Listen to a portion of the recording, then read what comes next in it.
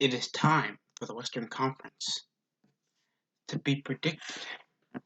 Who's going to make it to the dance, to the whole dance? And the dance is important. There's only 8 teams going from the Western Conference, and who will that be? Well, let's make quick predictions, then my established view of every team. I don't know yet. Most teams look iffy. Let's go into a predicted undefeated territory right now, thanks to returning DeJounte White, DeJounte Murray, Marco Bellinelli, and newly acquired Damari Carroll to get into a 3-and-D form.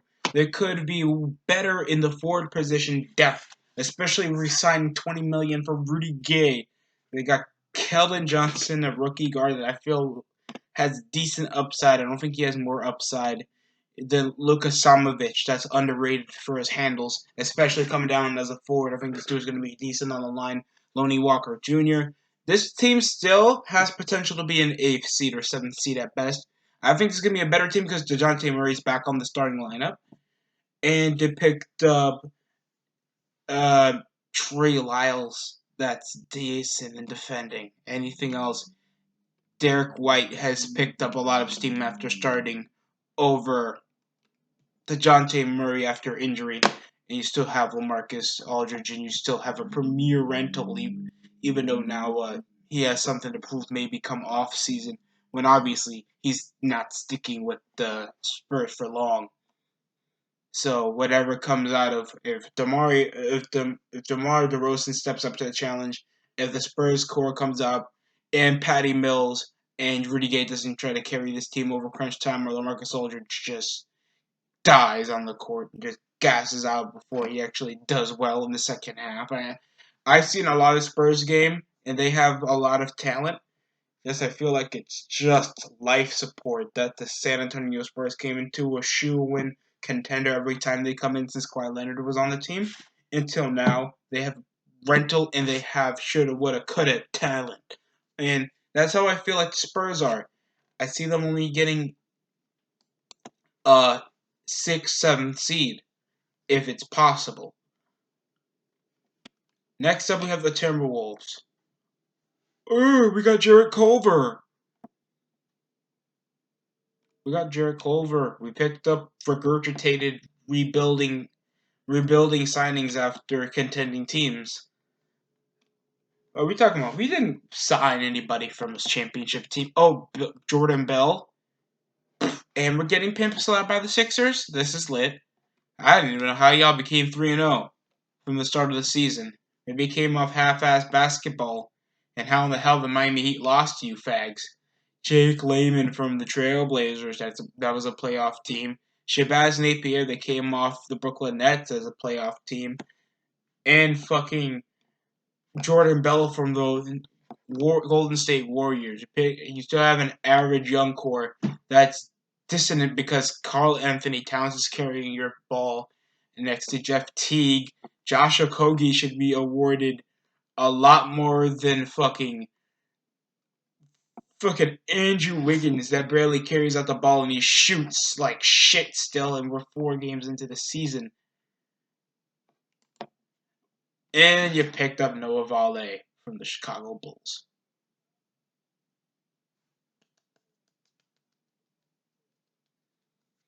Currently, he's only averaging a shitty 23.5% from the field. He doesn't even shoot. Mid-corner threes is his fucking weak-ass point. And shockingly, he's still averaging above 20 points, and we're only 3 games. And this guy already has one of the weakest field goal percentages off his starting position as a forward.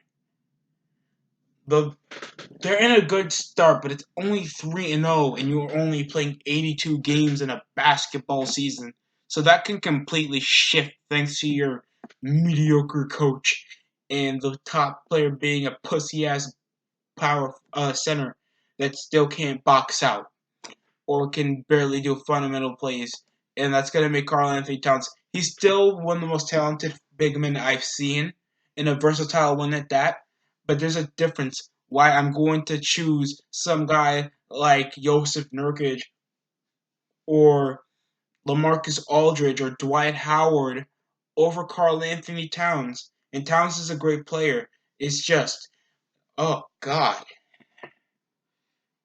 kind of a waste if he can't be that good when it comes to face unless he has a mismatch on him. So we're seeing we're gonna see at least the Timberwolves fight for playoff contention, and that will be a huge change of pace. Since I think they have potential good depth, and depth is important.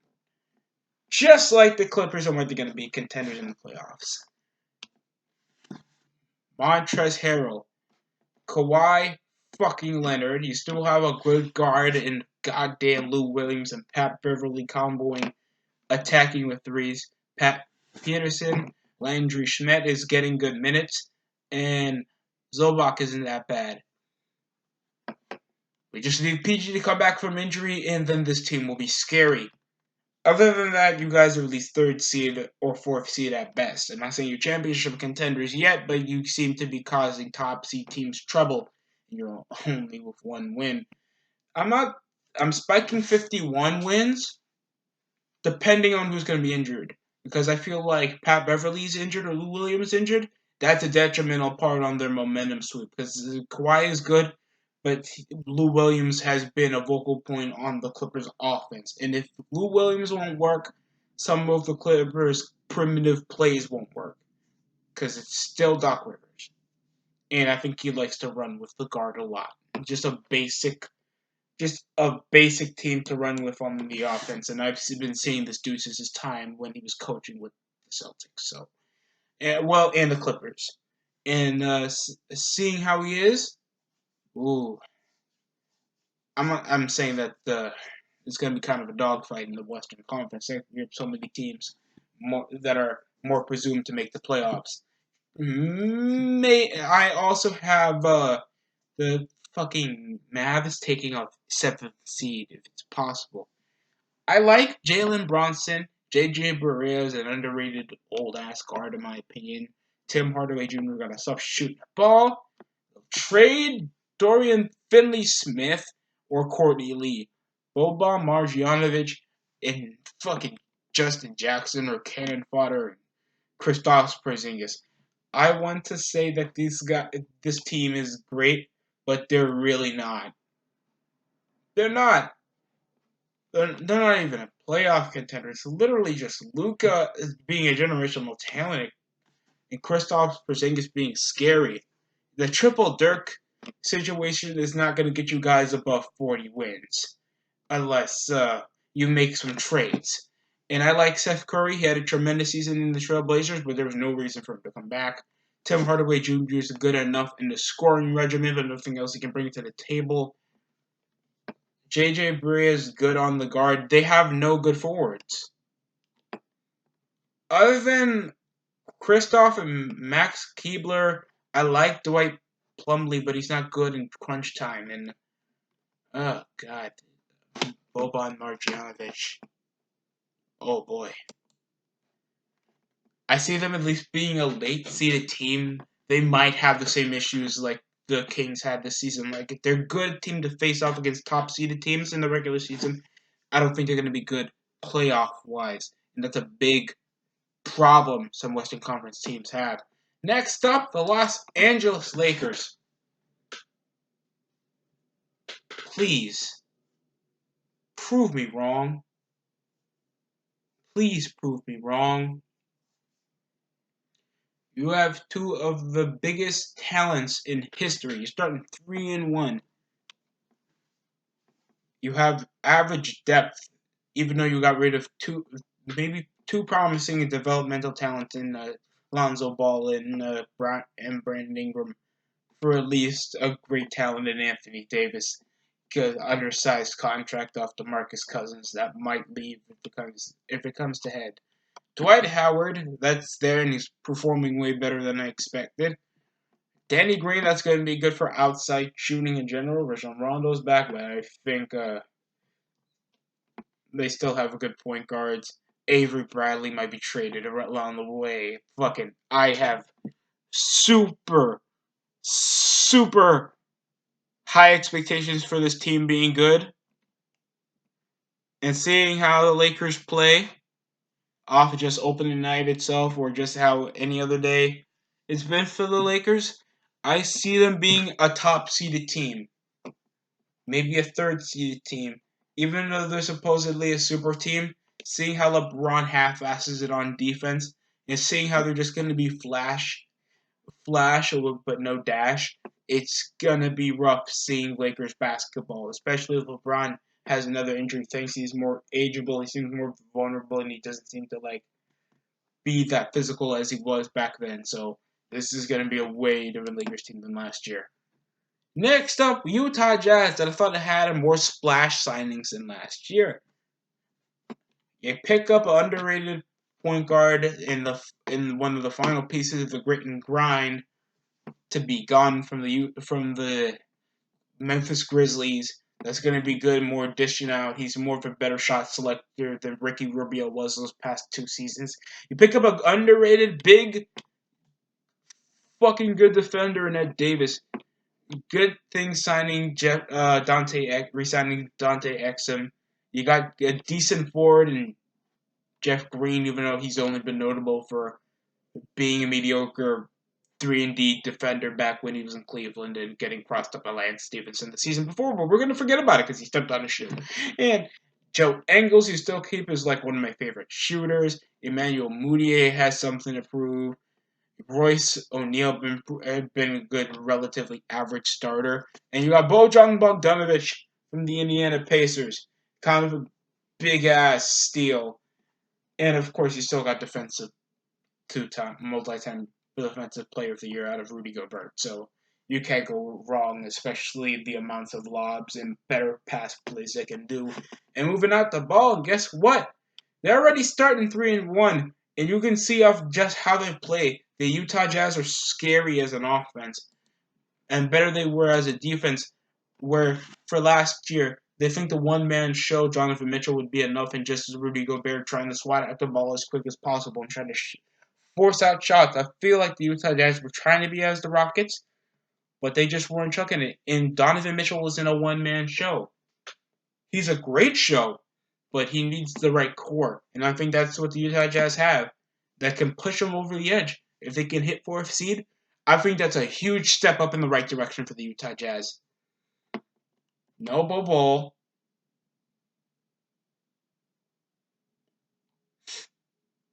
Michael Porter Jr. is back from injury over missing his year, his time in the league for a while. Will Barton. You picked up Jeremiah Grant? That's it? Torrey Craig, Gary Harris, Yango Hernangomez that's been having a primitive year. You still pick up Mason Plumlee. Not much, except injuries been holding back a pretty good underrated team and having one of the best seasons maybe in franchise history.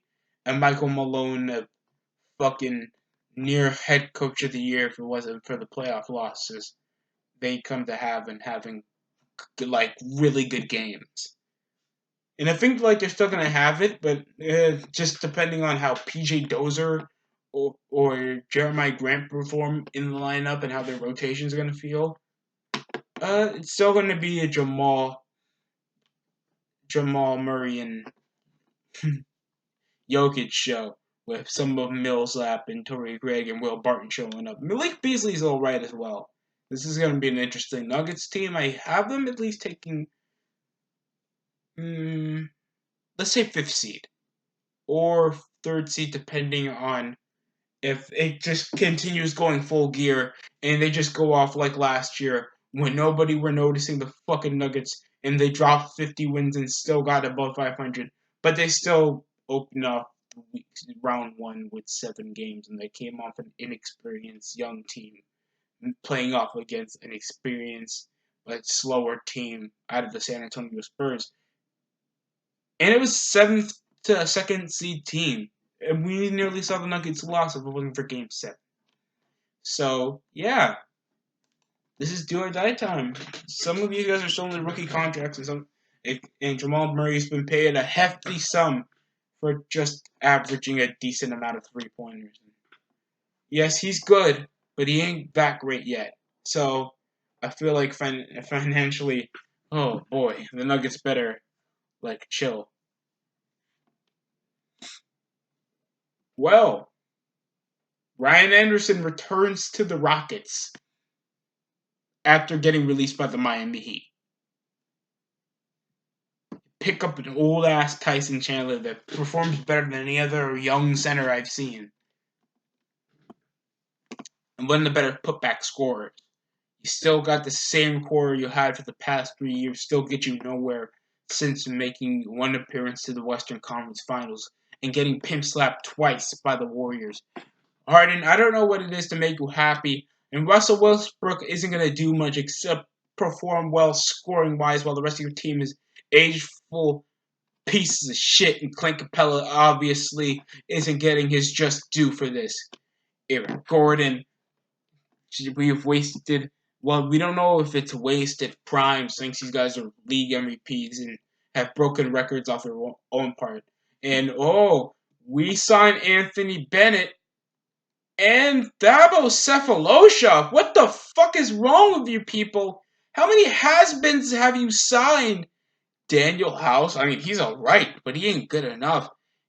Just still keep Gerald Green. Just make them back fodder. Michael Frazier, Ben McLemore, that I didn't even know was doing alright since he dropped like 25 when he returned back to the Kings. And, we bring back Ryan Anderson. This is already a perfect signing of knowing that we just want the primitive parts of our team to be Mike D'Antoni, knowing that he has to scream at Russell Westbrook in a bit of decent shooting after we know you guys can half-ass it on defense when it comes to the second half. And still make a team like a fucking Thunder outplay you and nearly lose a game by 4. You guys are at least a 6 seed at most. If you guys God make it to the top 5, wrestling gods must be goddamn special needs if they think that the Houston Rockets still can make a playoff game. God knows the second round with at least a major player being injured. And even if the major player is still injured, like Klay Thompson was, they played the Warriors the last time, they would still fucking lose. So yeah, unless they make some good good drafts, some good trades come deadline, or at least some average ones. By God, basketball gods better be on their side. Next up, we got the Phoenix Suns that I think partially improved because they actually got some somebodies on their team instead of getting somebody like Darius Garland or actual good developing depth on the guard list that actually says we just got a $70 million contract on an aging Ricky Rubio, Aaron Baines. Then we got Frank Kaminsky later on, Dario Saric off a draft.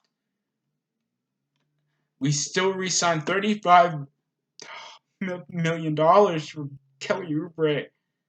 Oh boy. And Tyler fucking Johnson. And we picked up Javon Carter off the mishmash of trades going on from the Memphis Grizzlies. I feel like this could be a 9th seed team. They're already starting the Phoenix Suns way, half-assed, and losing to the goddamn motherfucking Jazz proves one thing and one thing only. Kenny Omega just dressed up as Sans. I hate Halloween. And I feel like the only people that are going to develop is still Devin Booker putting up a good year. DeAndre what the fuck did they do? Mikal Bridges might develop. Ty Jerome might get some decent garbage time. Fucking Cameron Johnson, I guess. And a bit of Ricky Rubio is going to put up some average statistics that he got from when he was in Minnesota. I don't see much of this team developing.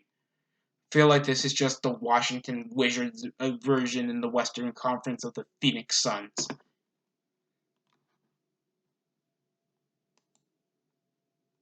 Except this one, we only have one guard that's a one time. We have a has been, a couple has beens, a future bust, and a guy that's obviously insane out of his mind in Phoenix Heat, noticing that he's never going to win a ring unless the Phoenix Suns management front office is shot dead in public and then raped. Also in public. Next up is going to be the Portland Trailblazers. I thought had some splash moves over the summer, drafted well, and picked up better depth than they did last year after getting Seth Curry for cheap. And now look at this. You still have your best combo, have your best 1-2 punch. You still keep Rodney Hood. Pick up Skal Labissiere, that's a good average defender over crunch time. Pau Gasol, that's good forward depth. A good outside shooter out of Mario Hezonja that had played well for the goddamn Magic and the Knicks. You also have Nurkic and Hassan Whiteside on the same team. Anthony Tolliver, that's an average aging 3-and-D player. Gary Trent and Damian Lillard and McCollum. And Nazir Little, that's not a bad rookie at all. I feel like this is going to be a good team. Way better than last year. Because two years previously, they were like third seed and they still lost in the first round of the Western Conference playoffs against the fucking Pelicans without DeMarcus Cousins. Now there's kind of no excuse. You have a good forward. You got two good forwards. One that's a good in primitive scoring department. The other one that's good in the rebounding and putback department. You also got best 3-point shooters next to the Splash Bros, the Trash Bros, and better depth than I saw last year. And you guys made it to the Western Conference Final the previous season, so anything to get you guys close to competitive and maybe see you guys face off against probably the Lakers. I have a lot of hope for the Trailblazers, and I think that they could take away this season. I feel like they have a lot more development, and I think they have more promise than last season. Even though I felt like their team was a bit better. Next up, Golden State Warriors, and this is kind of, what the hell to say about the Warriors? Durant's gone, Cousins gone, Klay Thompson's out for a while, and the most we come to get is shit signings. Jordan Poole, notable for getting dunked on and showing shitty defense, and he's obviously not conditioned for the NBA level. Amari Spellman, Alan Smolovich, Damian Lillard's going to do well in the Warriors system because it's literally just perimeter ball movement and hitting off corner threes and making sure the defense second guesses. And that always works to Steph Curry's advantage. Kevin Looney, Eric Pascal, that's all right. Glenn Robinson, it's literally just let the young guys move out the ball to make sure Steph Curry or Draymond Green looks better. Willie Cauley-Stein just given a starting role because we just need a random big body to grab rebounds and shoot mid-range. Marquise Chris and Alec Burke. You niggas are at least mid-seed. I love Curry, and I think D'Angelo Russell may be the best call to get after Klay Thompson lost to injury back in the finals. So, you guys are at least still a playoff contender. You still have the best coach in the game. Still are a high-scoring offense. And seeing how you at least went safe. You guys went safe on your drafts, and you went safe on the signings. Warriors are completely out of contention. And it's not because Klay Thompson's hurt, and it's not because they lost KD. Well, it's kind of because they lost Klay Thompson, and most of their depth is gone. They don't have that many realistic ways that these guys can develop into stars, or at least into a primitive core to be playoff contenders. So I have the Warriors still as a playoff contender, but I don't have them as like a threat for the second round. So that's just my premium opinion. And then like middle of the season, I'll give my finals prediction. You know why? Because I'm a clickbaiter like that. In a small ass channel that even Evolve fans would be asking, can we make a collab? Next up are the Oklahoma City Thunder. Or the Oklahoma Thunder. Thanks, Starks, for making me insult my own fucking speech. So Steven Adams is the MVP of big men in the preseason, but he hasn't been. He's still producing the best centering stats, and I think he's one of the better centers I've seen in Oklahoma City history. Terrence Ferguson, Dario Gallinari, Shea Gilgeous-Alexander, Mike Muscala, Nerlens Noel, Dennis Schroeder, Andre Roberson, Justin Payton from the Timberwolves, Chris Paul from the Rockets, Darius Baisley, and Hato Dalio and Dante Barton can make something out of nothing. You still have an average coach in Billy Donovan that I think can't work with somebody the attitude of most of the core that he had. That was strictly personality based, and I can see why. The Thunder was literally put on a leader mentality, and nobody can lead up to this team. And obviously, now they have a core floor general, and they can work with guys that can shoot like Roberson and Schroeder, a good rebounder in Adams, and nice scorers like Gallinari, Ferguson, Alexander. That was a great that had a good rookie year for the Clippers. I didn't know Dalio that did tremendous, or I think that was somebody else that did tremendous in the dunk contest. Mike Muscala, Abdul Nader that I forgot still had a job. Nerlens Noel that I think picked it up the past 2 seasons. And Chris Paul. That's literally that redhead midget from Kuroko no Basket, except over like half his age, and can literally cross people up without telling them to. Seriously, what's wrong with you? What the fuck? Okay. Next up,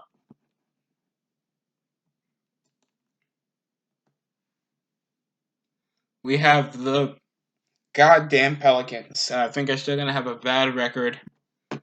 Derek Favors doesn't change your team being shit. Zion's out. You guys can't pick up on defense. You guys are not good at putback scoring. Lonzo Ball and Brandon Ingram and Drew Holiday literally carry your team into shitty fourth quarter flops that you guys can't even do anything without chucking up the basketball for threes. Or Jackson Hayes thinking that he's a big man even though he's a skinny, lanky nigger and no true bigs on the floor other than Favors. Seriously. 30-something-year-old Derek Favors and Jackson Hayes is going to be a reason that you guys win at least 30 to 20 games. And Jahlil Okafor that had at least been picking it up. And an unnecessary signing of JJ Redick that I think is only there because he's interested in also a former Duke player out of Zion for no reason. And I know later in the deadline they might just trade him off for future picks so the Pelicans can continue to rebuild. And Redick could just plays better in a playoff form team that's better at utilizing the three-pointer. So obviously they're trying to see whatever they can do to see what can gel more before Zion comes back in a couple weeks. So it's gonna be quite a while, so you gotta sit. But watching Lonzo, Josh Hart, and Brandon Ingram might sell some tickets because people are still sold on those guys being good.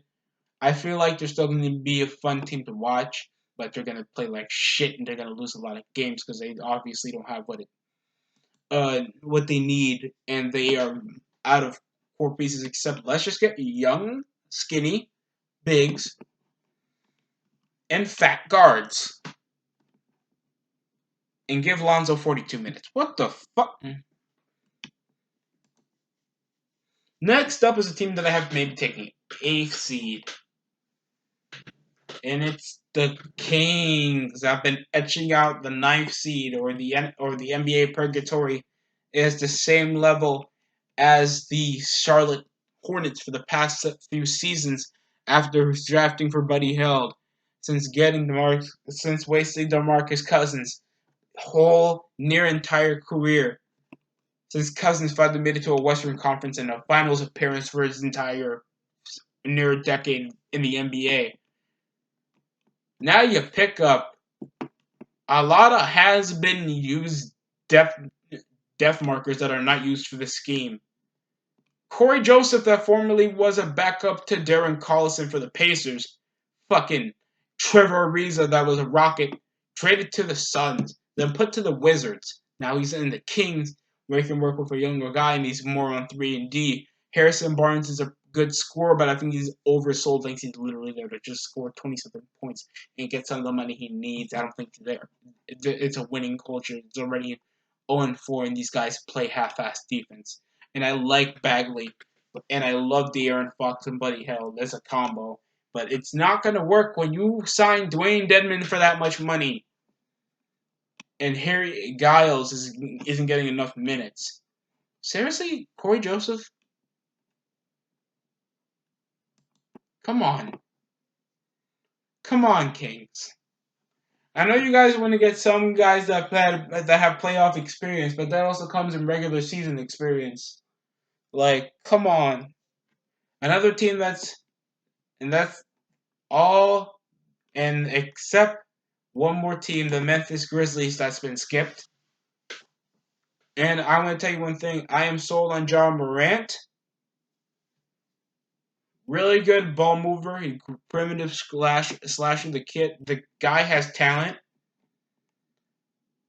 Hopefully he can. I want to see more Grizzlies game to see how these guys perform in his rookie season.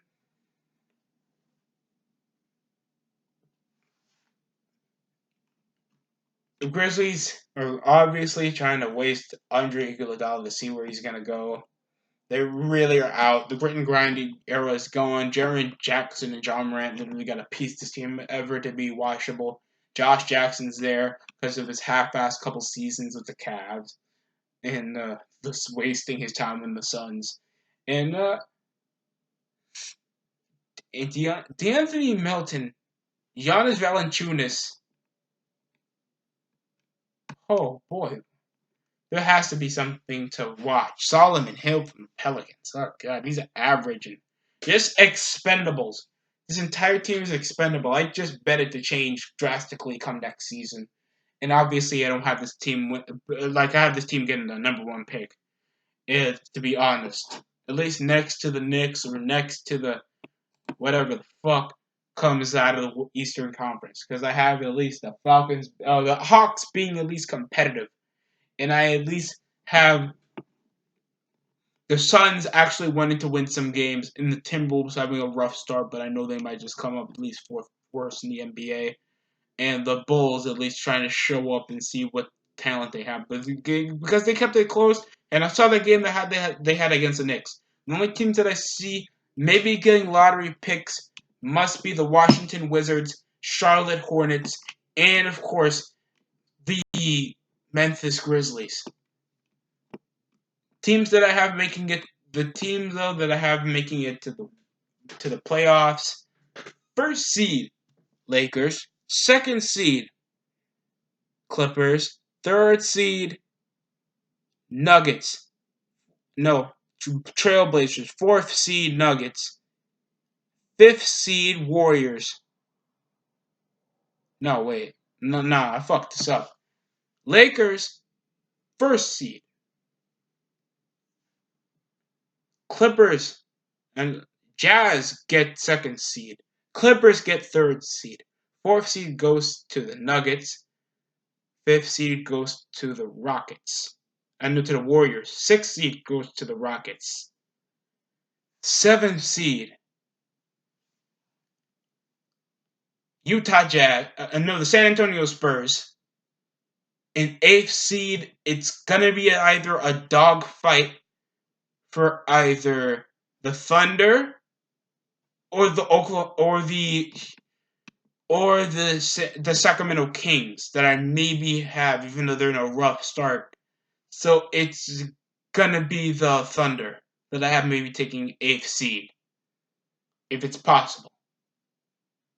I'm not really sold on the Suns. I feel like they're just a young developmental stretch, and the Kings just have more of a playoff experience team, and you have a floor general, and you have better pieces that are more well endowed to score in a basketball team, other than teams that shoulda, woulda, coulda can make it, unless they actually have splash moves. So that's my predictions for the Western Conference playoff predictions, and otherwise my evaluations on some of the teams in the Western Conference. Eastern Conference video should already be up. So that's gonna be me. Join the DST show, and hopefully you like, comment, and subscribe, because any part of you I will enjoy to make this grow. So thank you very much for watching my video.